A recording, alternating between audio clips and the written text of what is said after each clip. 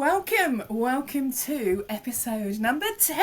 We got there, we got to number 10 of Going Solo, the weekly podcast for solopreneurs who want to make life and business work for them and not the other way around.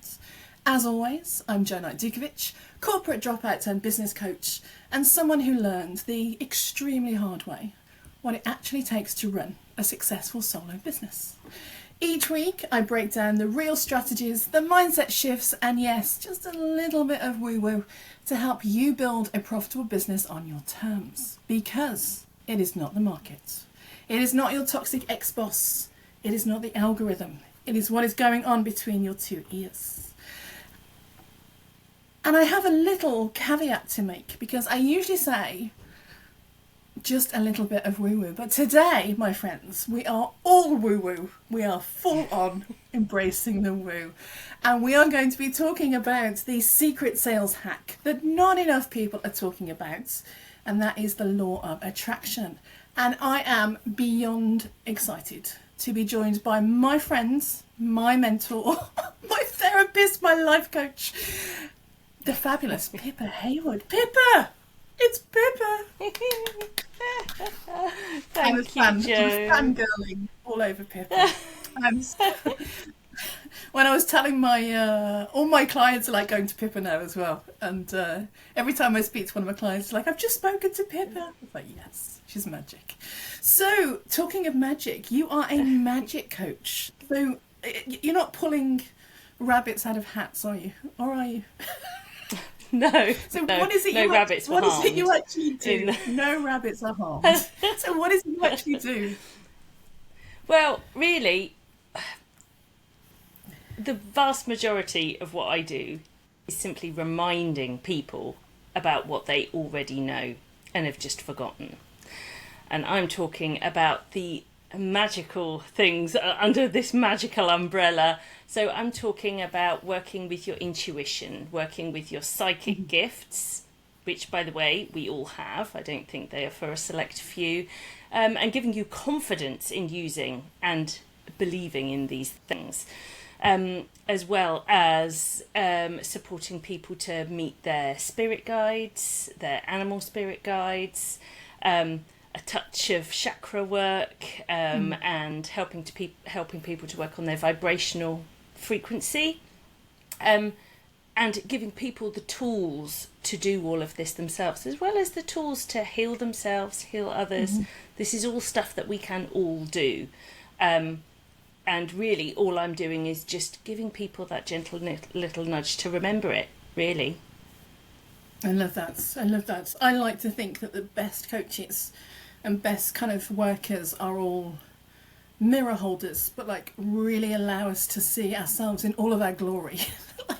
And that's how I see you. It's like you are this magnificent holder of this mirror that allows us to see our real power and sort of sparkle and glory, especially when we might have forgotten quite how powerful we really are before the world got in the way.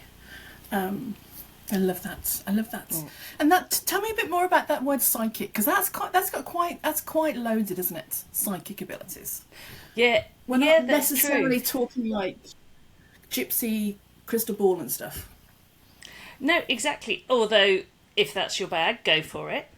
There's an emoji for it. It must be true, right? But I'm talking about going from such basic things as that feeling that we just know when something isn't right. If you're a parent, that feeling that you have just before your baby cries. All of these little things when it comes to our work, when we've just got a feeling that a client isn't a good fit, but we take them on anyway, and then lo and behold, they're not a good fit. And we're shocked. I know. Shocked. And all of these times when we say, "Oh, I knew that," and it can be so many things. It can, when we feel like that we've lost are near us. Why wouldn't they be? If you think that, I think that's a big part of the work I do, is saying trust it. If you think that, Yeah. trust it. Where's it come from otherwise? Yes. And from a physics point of view, you can't kill energy. It simply transforms. So like wherever you believe this comes from, even if it's just kind of from an atom level or beyond the atom, it's a reality. I love that. I think we're talking about this stuff more than we ever have. I mean, hundreds of years ago, we'd have been burnt at the stake alive for having this conversation. You know, they didn't burn witches, they burnt women. They burnt intuitive women who understood things holistically and were able to articulate it in ways others weren't able to understand. And they were so threatened by that, they literally burnt them at stakes. So like the fact that we are able to have these conversations now so openly as a business coach on a business platform, you know, is just like, we've come a long way, baby. And I think the kind of that book, The Secrets, or the Abraham Hicks, well, Jerry and Esther Hicks, who wrote about Abraham talking to them. And they kind of, we're talking far more about attraction and the law of vibration. And I'm not really sure that everybody quite understands what it is. So in really simple terms for us, what is the kind of this secret and the law of vibration? And how does it relate to business and sales? Okay, well, it's important to remember that, first off, there are 12 universal laws. Most people will kind of just tend to think of the law of attraction, and they're like, oh, okay, law of attraction, yep. But there are actually 11 others that hold the law of attraction's hand, shall we say. Yeah. And one of those is the law of vibration. And a kind of simple way of explaining this, which is, you yourself mentioned it before, is that beyond the atomic level, so shrink right down, but beyond the atomic level, a subatomic level, everything is energy. And everything is constantly vibrating. And it's vibrating at a specific frequency. Just like a radio has different frequencies. So if we think about the different radio channels having these different frequencies, in the same way our vibrational frequencies are more able to communicate with each other if they're the same or similar. Yeah. And this is quantum communication. That's what it is. It's quantum communication. The things that make us feel good, like really good, not fake good. The things that make us feel really good, like love, laughter, sugar. Joy. Yeah, exactly. Not sugar. Not scrolling. Love, laughter, being in nature. These are high vibrational things. Yep. Things that make us feel bad, anger, resentment, guilt, pessimism, they are low vibrational things. And the law of vibration says that our vibrational frequency informs our experience.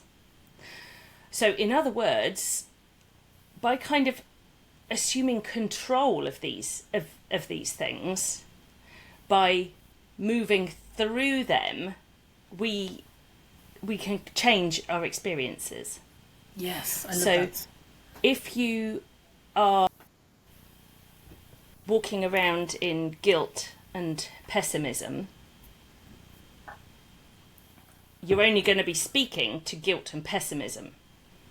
Yes. Whereas if you're walking in love, you know, if your dial's tuned into love and gratitude and joy, that's the radio station you're listening to. Joy FM. Yeah. I'm all in. And when you say frequency, this is measurable, isn't it? Scientists can measure the frequency of a blade of grass. They can measure the frequency of a tree. Everything has a physical, like, forget the woo-woo, it has a physics measurable, quantifiable frequency. Yes, and we know that kind of on a cellular level we do too, and our thoughts and all those things. And ultimately, it's that like attracts like. Is that what exactly? And yeah, that's where the law of attraction comes in as well. Yes. So the two universal laws, the law of vibration and the law of attraction, are really related. Excellent. I love that. Yeah. No, I always tell a story to my clients of decades ago now. I was madly in love, and I went to London with this guy, and like walking around, it was like something out of a Disney movie. Like everybody was wonderful and happy, and he actually said, oh my goodness, people are so happy in London. And like the birds were singing, and like people were doing chimney in the streets. And kind of, we broke up, both heartbroken. And like years later, I went back to London. I remember walking through the same place, and it was the grimmest, greyest, like most depressing place I'd ever been to. And the people were rude and stuff. And like, London hadn't changed. London hadn't changed. I'd changed, because the first time around, I was vibrating pure love and hope. And the next time, it was pure despair and heartbreak. And it was just so apparent, the difference. And so how does that relate to, if like attracts like, how does that relate to coaches and their business? So the number one thing I hear from coaches is, well, two things really. I'm not making enough money. And I want to attract, they often will say leads, but I want to attract more clients. So how does the law of vibration relate to coaches and sales? Oh, well, it's so important. Okay, here's an example. Right, here's an example. We see posts like this on LinkedIn, for example, all the time, when people say, I worked for ages on a post, and got no traction. I worked so hard on it, got no traction at all, got nothing, no views, nobody liked it, boo, wow. And then they'll say, but these posts that I heard off the cuff, they're the ones that do really well. And that is all about your vibrational energy. So the post that you spent ages on, your anxiety is rising with every rewrite. Maybe you're feeling disconnected from it. It's not flowing. There's resistance in some way. Maybe you're rewriting it because you keep hearing should. Or maybe you're feeling resentment about the amount of time you're spending on it, or about social media in general. Or maybe there's something else going on. And as a result, this post is taking ages. So that's the vibrational energy that you're putting into that post. So lo and behold, it blows. It's pure angst and scarcity. It does nothing. Yeah, exactly. And people see that. You see that when you're scrolling through your feed, you're driven by that. Whereas these posts that are off the cuff, they're so high energy. You're inspired. You're motivated. Perhaps the idea just came to you. A sure sign that that's your higher self, or your intuition, inspiring you. And of course, those are the ones that do really well. So that's a kind of a tangible example, I guess, of how it can make such a big impact. Yes, and I see it all the time in my coaching. So I have several new clients, and they're all fabulous. One of those fabulous clients in particular, she actually landed a brand new high ticket client this morning. And that was, I believe, directly because at the start of the week, she's done a lot of work in the last couple of weeks with me, but she was literally, like, she had all these DMs from interested people, and she just didn't have it in her to respond. And we had a coaching session, and she was saying, I just don't know why it is. I can't bring myself to respond. And I was talking to her, and she wasn't just resisting it, she was repelling it. And I even got her to like put her hands up and say, how's that feeling? And she was like, that's how it feels. And we talked about why that was, and it was because her brand in her head of what she should be doing was like, when she was saying it, she was like getting lower in her seats. And it was all everything everybody else had told her she was supposed to do. And I literally said to her, what is it that you want to do? Who are you? And she said right off the bat, I am, and I think she'll be okay with me using her name. She said, I am Jessica. I am Jessica. I go after my wildest dreams. I help people realise they are limitless. And like, it was so high vibe. And it was so the opposite of what she'd been trying to do before. She had this kind of mass realisation that like she was repelling it because it wasn't for her. So kind of when she had that switch and changed her frequency to match with who she really was, she got a high-paying client and closed and got the money within like 3 days. And it's like, this stuff works. Yeah. This stuff works. Yes. So, yes. Yeah. You just absolutely. I love it. Yeah. Yay. Yay. So why is it that you think that so many of us overlook kind of energy and attraction and only focus on strategy? Well, I think you've kind of mentioned it actually a little bit previously. I think we have this stuff. We have our magic out of us. We have our magic squished out of us when we're really small. When we're really small, and you know, we're so tuned in. But we're told it's our imagination. We have that stuff squashed out of us so often. Sometimes by parents, sometimes by school, by media, we're told it's not real. But also, and this is another thing that you mentioned, is that, two things. Don't let me forget the other one. Right, two things. You mentioned. You mentioned the witch trials, the persecution of witches and things like that. It's that stuff is ingrained in us to shy away from it, to step away. It's so ingrained in us to disparage any of this stuff, anything spiritual that isn't mainstream spiritual. Yes. You know, it's even down to the terms we use. Like you and I have kind of reclaimed this phrase "woo woo," but it's kind of it was initially like an insult. Yes.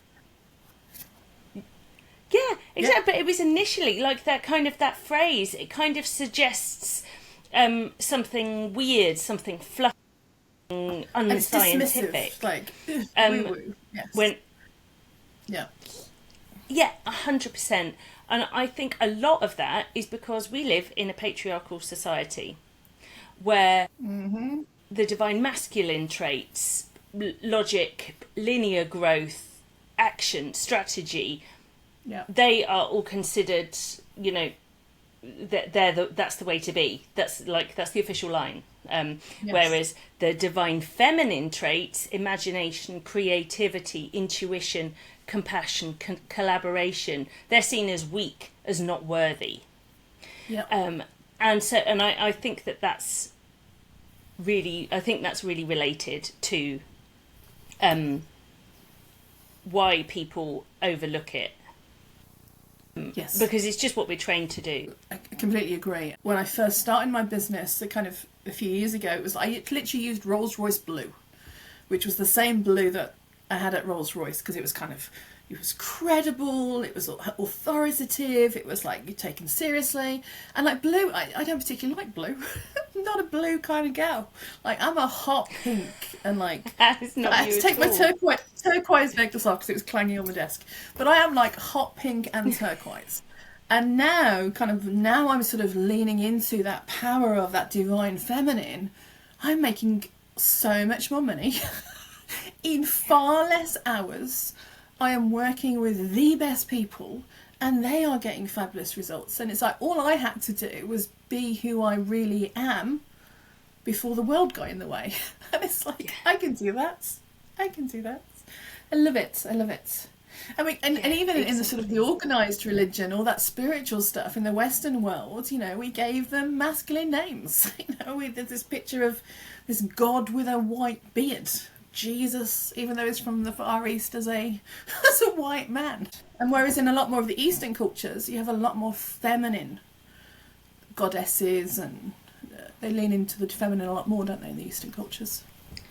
Yeah, absolutely. Well, in our older religions, there's a lot more balance, and I think this that it's really good to remember as well is that before the emergence of Christianity in this country, in the UK, and before things like the persecution of witches, actually this stuff was normal. You know, this stuff was absolutely normal. Magic was normal. We've just like really long kind of dark ages where we forgot all that stuff, and it's totally time to bring it back out. And I think what's actually really beautiful is the kind of the emergence of sciences sort of squished a lot of woo-woo or spirituality. However, as science is developing and changing, actually the two, spirituality and science, are closer than they have ever been. Yeah. And I think that is probably one of the big reasons that it's now becoming more acceptable. That balance is returning, you know, because that's it. I don't disparage any of the divine masculine traits. They're necessary, they're beautiful, they're wonderful, but it's all about balance. It is. And you've got like people like Bruce Lipton, who are scientists at their very core, but also believe in kind of the woo-woo stuff. Now, you know, doing lots and lots of experiments and like showing the vibrational energy of objects and stuff. I think it was Einstein, but I'm not 100% sure. You know how quotes get misattributed quite often. Hashtag the internet. That one of Einstein's quotes is exactly. I know what to believe, but I'm pretty sure that one of his quotes is the future of medicine is vibrational frequency. Oh, I love it. He was a smart dude. And one of his quotes that I know was him. He said, "Show me God's thoughts, for the rest are merely details." But he was talking about God as in kind of the universe and the universal stuff. Show me God's thoughts, for the rest are details. Like, it's wallpaper. Yes, exactly. And I love that idea of. I quite often say insert word here when it comes to God, universe, goddess, the source, whatever you want to call it. I think that we're all really talking about the same thing, and I think inventing these kind of differences and separations is where things start to get difficult. I was kind of raised in the UK in the late 70s, 80s. It was very Church of England. We sang hymns every morning. It's in school assembly. We said the Lord's Prayer every day. But because I grew up in Birmingham, it was a very multicultural experience. We would celebrate Diwali. We would celebrate lots of different festivals and religions. And ultimately, at the root of them, it's all the same stuff. It's, you know, do unto others, you know, love thy neighbour. It's all the same stuff. Somewhere along the way, we got very, very confused and started to see, and in the execution of it, started to see ourselves as separate and enemies. Jo, so did you grow up with the Come and Praise? Did you have the blue one hymns in it with the blue? Yes. Love that. Yes. Right. But do you know, even some of those songs, I find myself singing them now, and I'm like, actually, that's amazing. There is one that is just thank you for this. Thank you for this new day. It goes, thank you for this new day, right where we are, and it's like, oh my god, that's like, what a brilliant song. We should, you know, how great was that for us? I love singing that every morning, lifting our vibrations. Yeah. Bring back daily song in school, I say. Bring back. Bring back Yeah, the 100%. because it literally did. It took you from this "I don't want to be here" to you try belting out "If I had a hammer" and not feeling better afterwards. Yeah. Yeah, exactly. I'm going to be singing that all day now. Hammer in the morning. All right, so stepping back into all the coaches listening, because one of the things I see with people all the time is they come to me and they say, "I'm doing all of the things like I'm supposed to be doing, and it's still not working. Yeah, I know there's something else going on when they tell me this." So what are some of the signs that your vibration, your energy is kind of repelling clients, even if your strategy is solid? Oh, well, I think probably some of the biggest ones that tend to come up when I'm working with clients is self-doubt. But as we mentioned, in scarcity cycles as well, worrying about where the next client's going to come from, worrying about money, which I know I've through some really difficult financial times, so I understand that actually when you're going through that, it's really difficult to shift your vibration, to step out of that scarcity cycle. The most helpful way I always think of doing that is gratitude. Step into gratitude for what you do have. Trying to be more in the moment and practicing gratitude for what you actually really do have right now. But other ways it can show up one of the ways that you can sort of notice that you maybe need to start working on your vibrational energy a little bit more is this seeking of external validation. You know, maybe you're going to check your notifications a little bit too often. That sort of desperation. It goes from it's a bit guilty. It's always guilty. I think we all do it. I think we all do it from time to time. And for me, that's always a real signal that actually I need to really step away. I really need to step away. Like I've been on a kind of extended social media break recently. No. So that I can actually properly recharge. And it always works. It always works. I knew that I was getting that obsessive. You know, when you wake up in the morning and you check your notifications straight away. Oh, that's like for me when I'm like, whoa, step away from the phone. Step away from the cell phone. Exactly, and literally, I do that.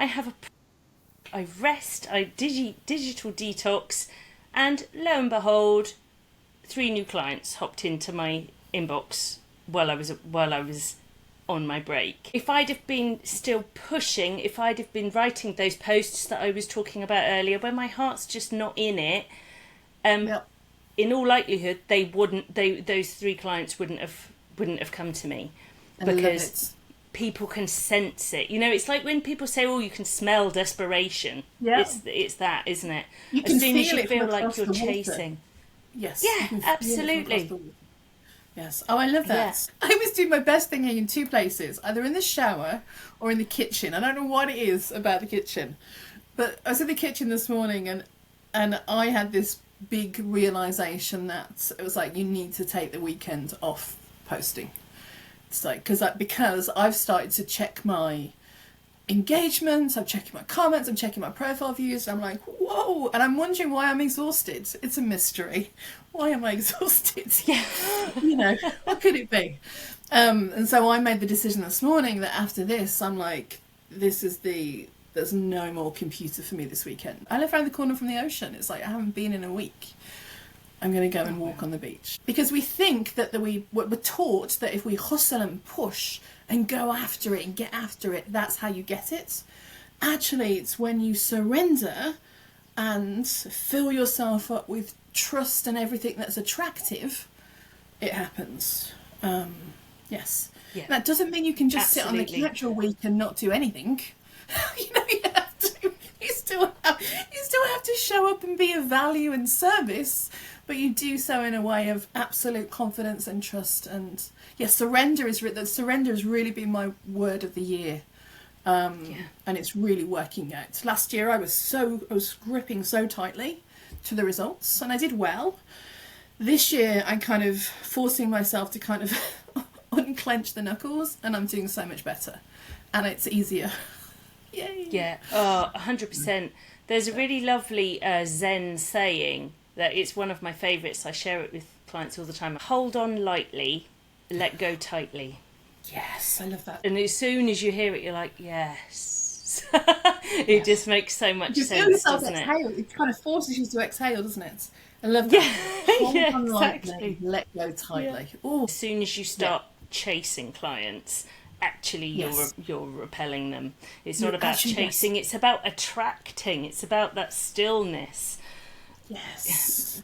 And I think this isn't one of the... This is what the conversation I have with all my clients, especially those that have worked with sales coaches before, because they go and do these kind of $7,000, $8,000 sales coaching programs and are taught how to chase and convert. I hate the word convert. It's like it's against somebody's will. It's like, I don't want to be converted. Thank you very much. Yeah, it's really forceful. It is forceful, isn't it? It's so like, ooh, it's gross. Like, how to kind of to identify I hate the word prospects that we stop even referring to them as humans.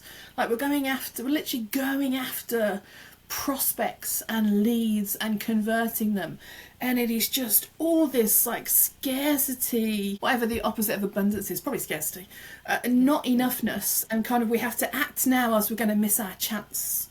And then people kind of, I've got a client at the moment who's like off, I hope she's listening, she's off to Mexico in a couple of days and then Europe, and like she's burnt out from trying to follow these other people's sales kind of strategies, and I'm like, take 2 weeks off. And she's so worried about the algorithm and losing momentum, and it's like, because she's been trained by other people for years that you have to go after it. So, and when you're in this energy, we're shocked that nobody's coming. Yes. So like really helping people kind of step back and surrender and chill the actual truck out. Yeah, I get very excited. absolutely. And just, you know, having faith is so important. Having faith. If you come from a place of truly wanting to help people, and you know you've got the skills to truly help people, having faith that they will find you, and it's that surrendering to that. And like I say, I'm not saying, I think it was Jim Carrey that did a quote about manifestation. And he said manifestation isn't just saying that you want something and then going and making a sandwich. Like, you do, there is work involved. People have to know that you exist. Yep. However, if you're doing that icky 80s style chasing, it simply doesn't work anymore. It doesn't work. It's not. And then what happens is people think it's them, and they think there's something wrong with them, and they're not good enough at selling. Yeah. And it's like, that's not, you're just selling wrong. you just got the whole thing backwards. Yes. And particularly for women, I think. I was lying in bed the other day and just, it was like, I don't know, I'm a rock star, so it was like 9:15, lying in bed. That's all rock stars do. And it suddenly came, and this is something I hadn't been thinking of, but like very clearly it was like, you need to be primarily working with women. And it was just like, all of a sudden I just knew, and I just went in immediately and just changed it. And I was like, I need to be working with women. And it just felt so much better in my body. And it's not that I don't love men. I coach men all the time and I love it, but it's like, it's the feminine. I really need to lean into that feminine. You said before that there were 12 universal laws. I'm not going to ask you to name them all, but could you give like a quiz, like a school test? What's number 2? So could you just tell us, so that the one of the, you talked about the law of attraction and law of vibration. Are there any other big hitters that would help us to know about? They're all big hitters, and we've actually because they're all so interrelated, we've actually spoken about a lot of them anyway. So one is the law of oneness, which is that we are all one. We are not separate. And as you said it yourself, as soon as we start thinking along the lines of being separate, that's when things start to fall apart. Law of oneness, law of correspondence. Okay, so law of correspondence is a really good one. And again, this is something that we all actually have heard and we know. It's the as above, so below, as within, so without. So this comes down to the thing like, tidy house, tidy mind, right? Okay. So when you, it's all about this sort of thing. So if you're sitting amongst a cluttered desk and wondering why you can't get your thoughts, I know, guilty, wondering why you can't get your thoughts into order. This is all to do with feng shui as well, and the placement of items and the flow of energy around us. But yeah, so the law of correspondence. And that was what Marie Kondo during COVID was kind of into, wasn't she? That was the law of correspondence. Like this, the spark joy. Yes. Yeah, exactly. And it's having as within, so without. If you're approaching your work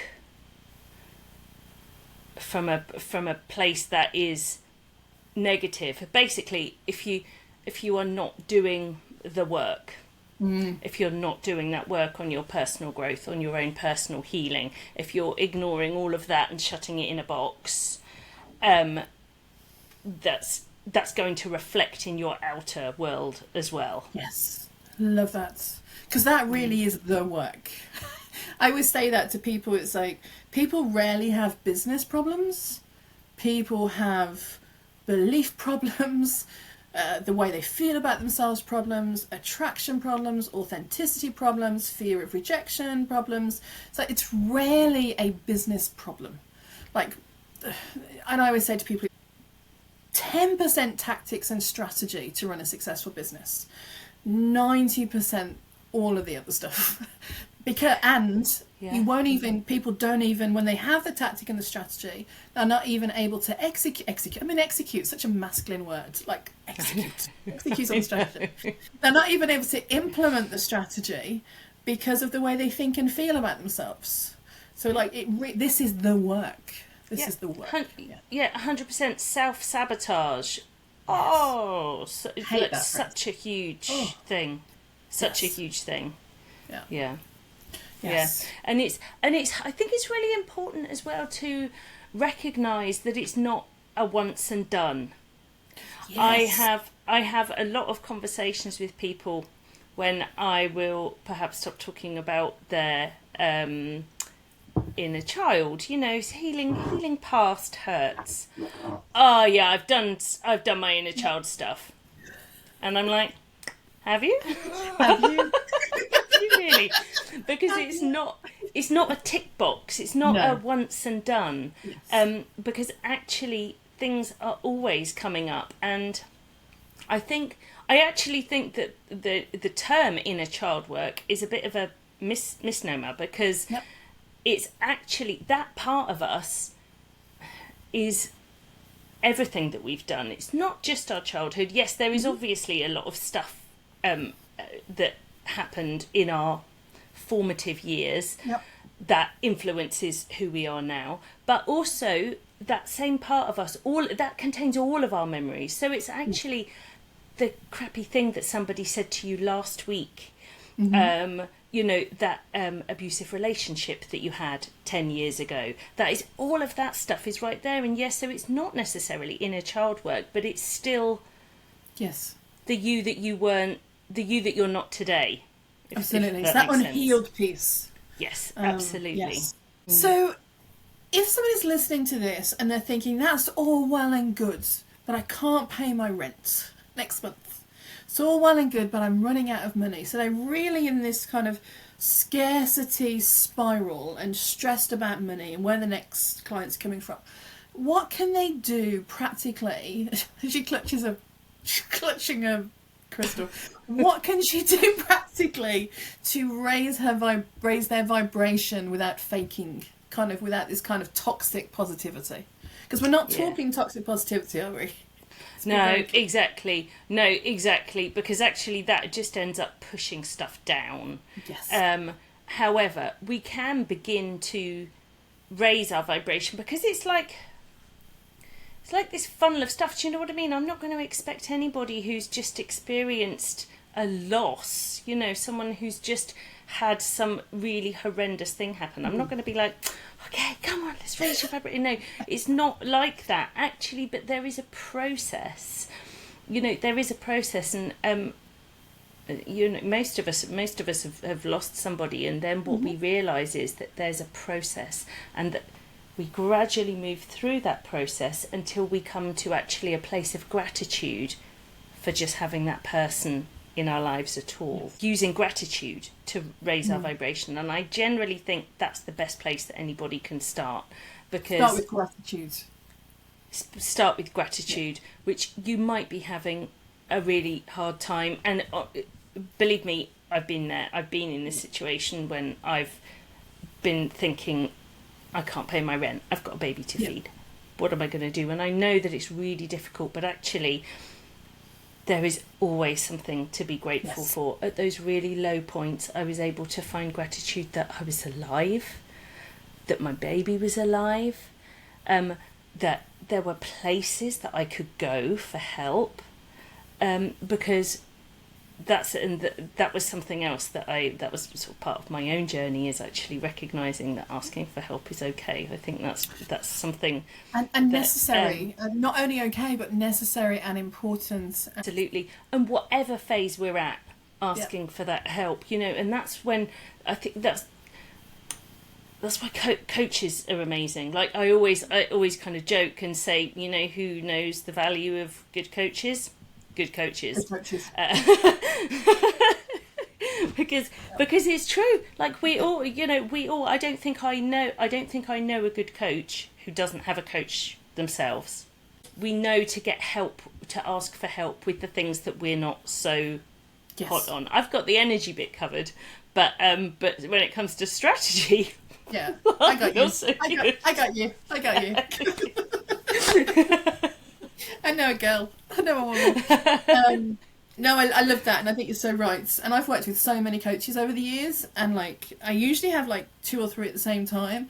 And recently, I've kind of let them all go, apart from you, because it's like I've got the strategy, I've got the I know all the stuff. It's this energetic piece for me, and that now there isn't a business decision that I don't kind of run past you. And the beautiful thing about you is, you are so generous of spirit that it's kind of this seek and you shall find. So even now, if I'm having there's something coming up or I'm feeling uncertain about something, I will WhatsApp Pippa and literally I will say, I'm just asking you this, and I'm not really asking you, because I know that as soon as I ask you, the answer will come to me. So if you saw my WhatsApp messages with Pippa, you'd think I was nutty, because it's literally me and asking and answering my own questions and then going, thank you. Yes. And that is the powerful thing about coaches, is they allow us to, the right coach, there's some terrible ones out there, the right coach will hold that space for us to be able to see our own light and answer our own questions, because we know the answer. You mentioned when we're really struggling to lean into gratitude, and that can be quite difficult. And I think one of the things I just wanted to speak to is that I think that sometimes we think that when we do this kind of spiritual and energetic work, it's going to be beautiful and tranquil and there's glittery light and things. And actually it's pretty snotty. Sometimes it can be snotty. Sometimes you get the glitter. Sometimes you Yes. 100% get the glitter. You do get glitter, but it's But not sometimes always it's snotty glitter. It's not. It's like glitter with sparkle. It's snot with sparkles in it. Sparkly snot. This is what you came here for, right? This is what you came here for. Sparkly snot. But I think that's really important, because I think people, when they start to do the work, they expect it will kind of be this like kind of Disney movie of the birds hanging up their laundry on the washing line, and actually to feel your feelings and all those block things and to be able to release them, it might be a little bit unpleasant sometimes, and I think that surprises people. Yeah, I think, do you know, it's really interesting, Joe, because I think sometimes it seems to be quite black and white with the way people view the work. And I have a bit of a problem with people talking about the dark night of the soul, like it has to be this awfully painful growth experience, and that it's almost worn like a bit of a badge of honour sometimes. Yes, like I suffered through it. Yeah, exactly. Yeah. And that if you haven't suffered, if you haven't suffered like me, then you aren't spiritually evolved. Yeah. You know, it's like, it almost seems like it's turned into a bit of a competition. Yes, exactly. You know, and I always say we are well past the era of hair shirts now. Yes. You know, we don't need to suffer. Yeah, we should be. Yeah, we should be. Yeah, exactly that. But neither, it, like you say, neither is it all unicorns and rainbows and sparkles. Let's find that middle ground. Absolutely. Where it can, you know, we can absolutely grow through joy, but denying the more difficult emotions doesn't stop them being there. No. It just makes them hang around longer to try and get your attention. I had an experience recently where I went away for a weekend and I kind of built it up on this pedestal thinking it would be one thing, and it turned out to be something completely different. More snot, less glitter. And and it wasn't until kind of I worked through afterwards that was kind of this almost this closure and release. And then since then, it's been like the snot to glitter ratio has been much more glitter. Yeah. But yes. Yeah. It's often when we don't expect it, I think. Yeah, I think that that's to do with, like you were talking about, surrendering. Yes. And I think sometimes it's that moment of relaxation when these things can come through. It's when you're in a safe space. Yeah. When you're in a safe space, when your body can relax, you know. And this is kind of ancient stuff, right? You know, of course we are designed that way. You're being chased by a bear, you know. That isn't the time to start processing your emotions. No. That's not the time. How do I feel about my imminent death by being scalped? Yeah, not great. Exactly. That's not the time. Okay, run for it. Get out of the scary situation, and then when you can relax back in the cave with a cup of nettle tea, that's totally what I was doing. When you can relax, that is the time to process. So, you know, it makes perfect sense that at the times when we relax, it's quite often why. Oh, so how many people do you hear say this? I always get sick when I go on holiday, because actually quite often our physical ailments, our physical illnesses, are emotional issues bursting out of us because we're not allowing them to flow in their natural. We're not processing the emotions, and so they burst out of us in these physical manifestations. Absolutely. You know this, but I had a new chief operating officer start working with me this week, and she's fantastic. And I even said to her yesterday, it's like, since she started, and kind of certainly as the week's gone on, I've got more tired, because I think I've been able to relax and realise quite how busy I was before. And now she's there, I'm like, I'm like exhaling for the first time in months. So exactly. So cool. So cool. She took on the bear for you. I know I've got my own bear. Lindsay is my bear handler. She's awesome. Everybody needs a Lindsay. Okay, so the question everybody is thinking is, tell me how we can work with you. Well, first of all, I've been talking about gratitude a lot. First of all, I'm super excited. I've got a book coming out soon, which is like a year of gratitude to it's a really great way if you haven't got a gratitude practice already, or even if you have but you're looking for some maybe outside the box inspiration for your gratitude practice, this book is going to be for you. It's a year of gratitude. It's I didn't know that. This is new information for me. I'm so you excited. Get that under your belt. Well, it started out as a calendar and it just kept growing and growing. And I was like, oh, actually, this would be stupid as a calendar. It's going to be a book.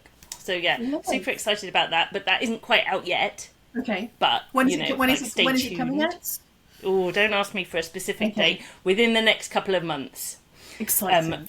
But yeah, I haven't got like finalised stuff yet. But it's in the process. So when that happens, can you come back on and we'll do one about gratitude and we'll tell people where to get the book? I would love that. Thank you, Jo. Yeah, I'd love to. But right now, if people want to work with me, just come and find me. Come and find me on LinkedIn. Connect with me. Check out some of my content. See if it resonates. Have a look at what I do, and then send me a DM. Send me a message, and we go from there. It all starts with with a chat. No pressure, but a discovery call in the truest sense of the word, in that we can discover more about each other. And we go from there. Yeah. Love it. Yeah. And as I said, I'm a business coach. I do well financially. Since working with Pippa, I do even better. in a much easier, more enjoyable way. So everybody needs Pippa. So there is enough Pippa for us all. You get a Pippa. You get a Pippa. Yeah. We all get a Pippa. Pippa. Oh, thank you, Jo. You are a delight, and I could talk to you all day. And thank you so much for coming on. And if you are listening to this if you're watching this on YouTube, I'd love you to hit like and subscribe. It really helps other people to find it. And if you are listening to this on Spotify and you missed out on our beautiful faces, give us a like and subscribe and send the episode to somebody who needs it. And remember, just because you are going solo, it doesn't mean you're on your own. We've got you. All right, until next time, take care.